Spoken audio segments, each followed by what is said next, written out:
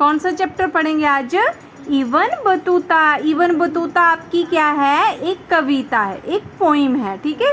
तो कविता को हम कैसे करते हैं? गा गा के पढ़ते हैं, है ना।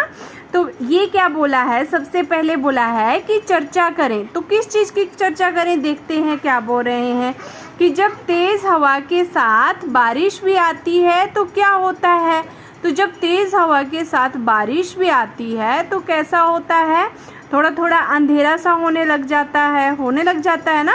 और हाँ, और बादल जो हैं वो काले आ जाते हैं, घने बादल हो जाते हैं। अब दूसरा बोल रहा है कि आंधी में अगर बाहर जाएं तो क्या होगा? अगर देखो बच्चों, ऐसे तो हमें आंधी में बाहर जाना ही नहीं चाहिए, है ना। अगर आंधी में बाहर जाएंगे तो क्या हो जाएगा? एक तो भीग जाएंगे हम बहुत बुरी तरीके से, ठीक है। और दूसरा डर लगा रहता है ना, जब तूफान चला होता है।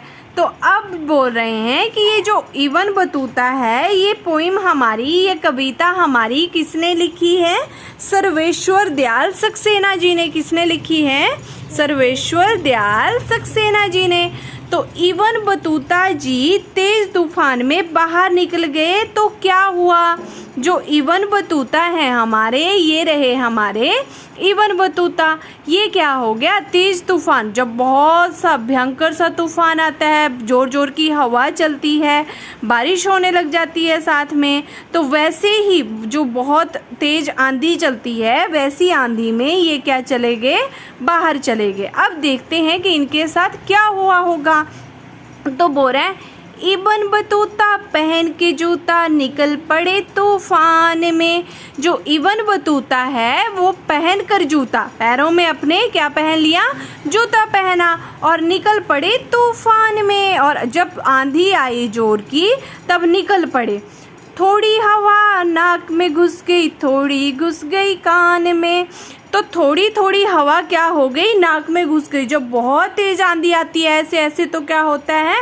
नाक में भी हवा घुस गई उनकी, और फिर कान में भी उनके क्या हो गया? थोड़ी सी हवा घुस गई।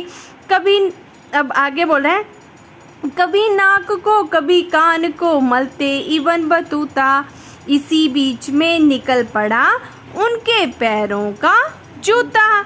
तो कभी वो क्या कर रहे थे? ऐसे ऐसे अपनी आंखें मल रहे थे, तो कभी अपने नाक मल रहे थे, कभी कान मल रहे थे। तो जैसे ही वो मलते रह गए ऐसे ऐसे, तो क्या हो गया? इसी के बीच में जो उन्होंने अपने पैरों में जूता पहना था वो क्या हो गया? निकल गया, उनके पैरों से निकल गया। अब हो रहा है कि उड़ते उड़ते जूता उनका जा पहुंचा जापान में।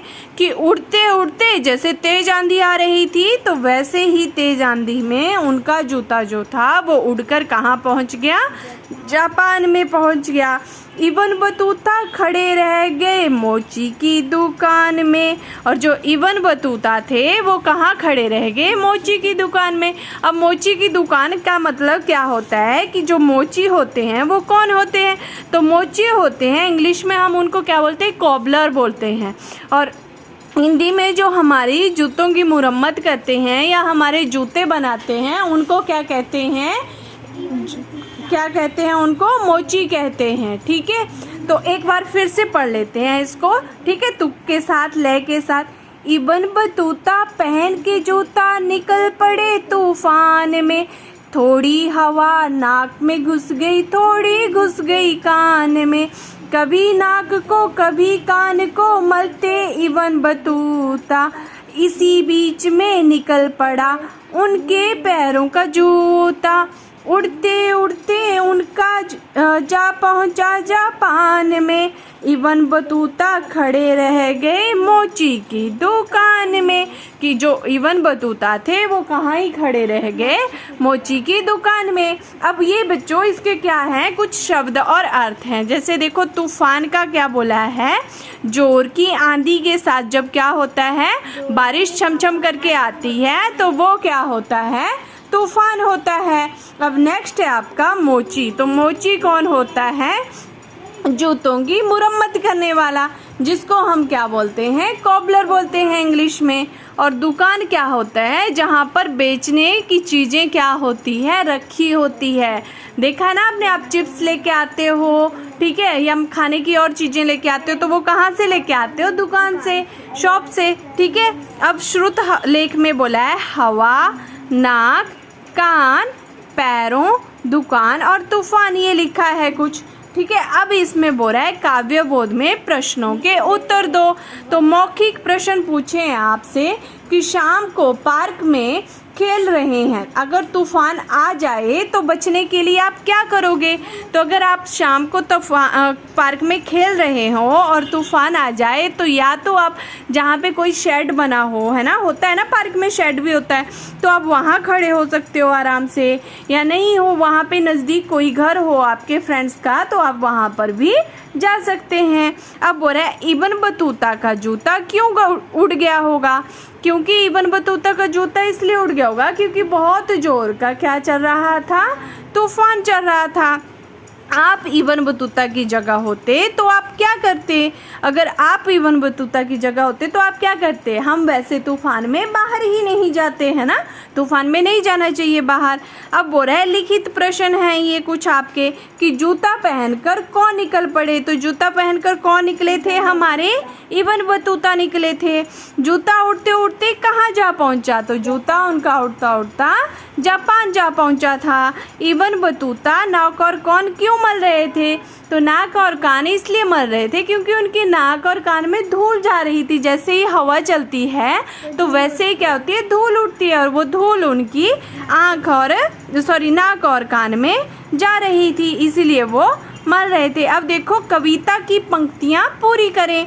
तो इब्न बतूता पहन के जूता निकल पड़े तूफान में। फ लिखा है, फा आएगा इधर, ठीक है, आ की मात्रा आ जाएगी।